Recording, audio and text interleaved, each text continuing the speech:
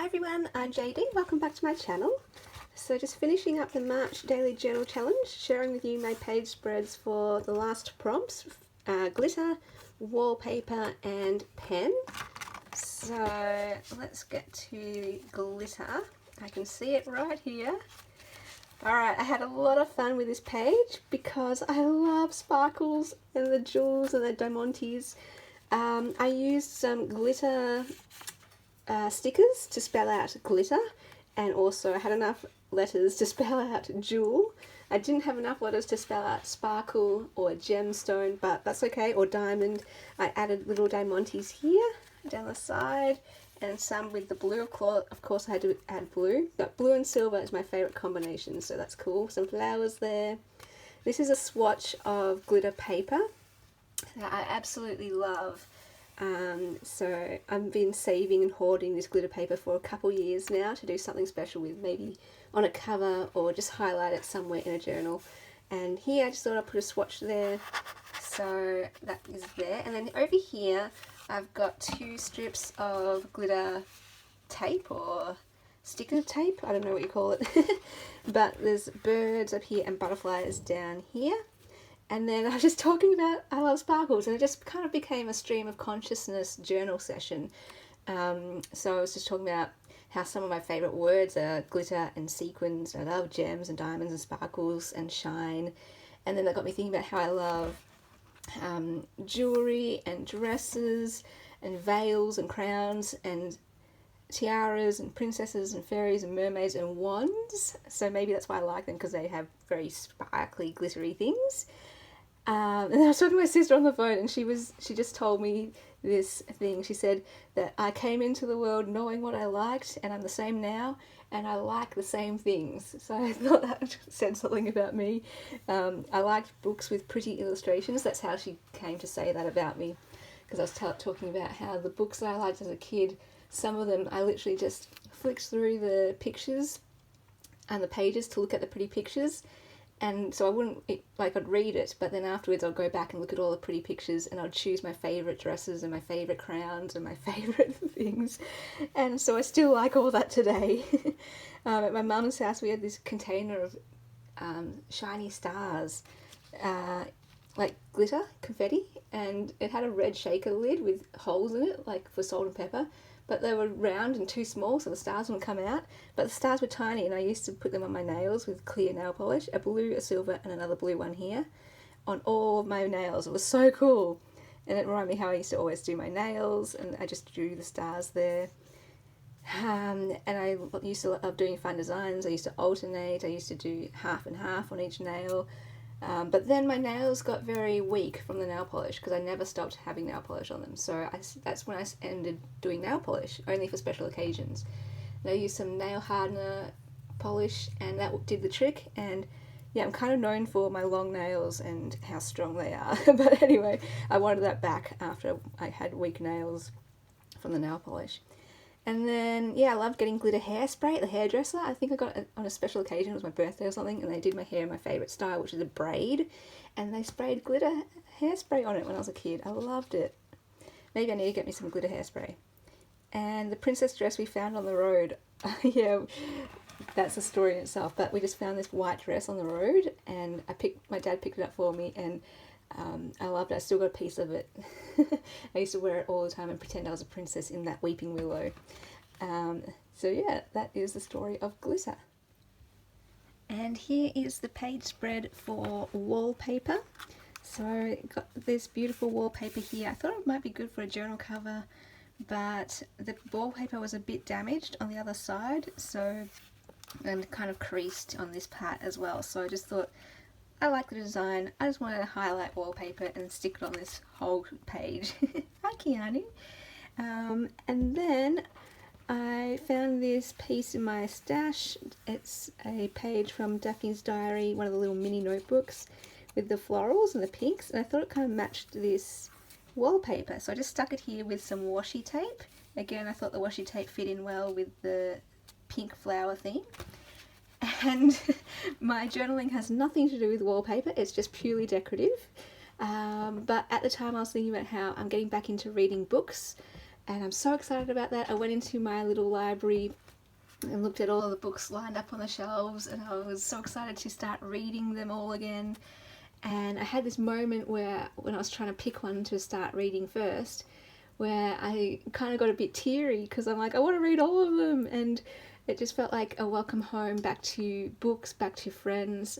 I picked out a few books and just kind of read a few words on the first page, and it was just like, oh, my friend, because I wasn't sure. It's been so long since I've read a book that I didn't know if I'd have that feeling again, but the feeling was straight back there, as if it was the first time I was reading those books. And you know, some books, when you open it up, you just instantly you're in the book, you're that character, you're with that character. And as I was opening these books, I was like, yes, I can't wait to read you again. And so I'm going to, now that I'm getting back into reading and how I'm so excited about reading, really want to work on that book where I write about all the books that were my favourite books as a child and growing up, and how they impacted me, what I learned from them, and what it teaches me about myself. So I'm going to write my reflections before rereading them, excuse me, and then read them again, and then write my reflections after reading them and see if it had the same impact, and I'll see how I've changed as a person and all that kind of thing. So I'm so excited about that. I'm writing a list of all my favourite books. And the thing is, so I'm going to buy those books again from my childhood. I'll turn them into junk journals. So I'm so excited that I can actually read them, use them as research. I'll get that enjoyment out of them, be able to write my own book with them. But then I'll also be able to use all the pages to make journals out of them, unless I want to keep them. Okay, and then the last one, what is my cat doing? He's just playing. Alright, the last one is pen. So my idea originally was to only use pen, but I ended up using this front page to just document my final thoughts on the challenge, which I should probably have done this as a first page and documented my thoughts on the first page when I first started, and then at the end documented my thoughts at the end, but oh well. This is what I did instead. So March Journal Challenge 2020. This is a piece I scanned from a bag that Johanna Clough gave me when she gifted me one of her journals. So I just put that here because she is the inspiration for me to do junk journals. She inspires me to journal. She inspires me to journal in a creative visual way and in the junk journal style. So I just put that there. I thought that was very fitting. And then put this little journal card here. I wanted to try and incorporate some things from each of the challenges. So we've got pen, we've got paper, we've got a journal card, we've got washi tape, and we've got a sticker. And then we've got this printout here that I wanted to just stick here instead of having it, you know, here. And then I just wrote this little quote. I think it's, I can't remember, I'm paraphrasing it here. So it's, all I need is a pen and a sheet of paper and I can change the world. Love that quote. One of my journals has that written on it. A store-bought journal. And what I love about this quote, yes, it can change the world at large, people, but even if it just changes me, so when I write, when I journal in my journal, it changes me a little bit. It might give me a little bit more peace, it might give me a bit of clarity, it might give me direction, it might show me something about myself, it might show me something about the world, it could change my thoughts, my attitudes, my behaviour. So even if it just changes one person at a time, journaling can help people. There's research that says journaling can help people with mental health. There's research that says that journaling can help with physical health as well. Because if you bottle up emotions, the thing with emotions is that they show up in your body then. So that's why you can maybe have something like stomach aches and things like that, or headaches, you know. So yeah, writing, journaling, it actually isn't just, oh yeah, this is a fun thing to do and I'll record my life and blah, blah, blah, blah. Have a record for it for other people in the future. It actually is for our own mental and physical health. And so even if it just changes one person at a time, that way it changes the world.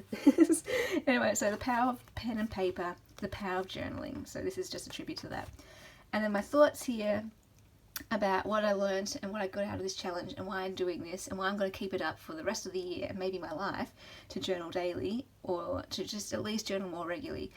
It's just I want to journal more because of these benefits and because I love it so much to use up my journals. So I thought these challenges are a great way for me to actually use the journals that I make and the journals that I've bought and the journals that I've gifted, because I'm building up quite a bit of a collection and I don't want journals to be unused. That's the best way to honor a journal, is to use it, because a journal itself is already beautiful and amazing, but when you use it, its beauty goes up a level. Like now it's even more beautiful with all these pieces in it, with all the thoughts and a life written into it. So yeah.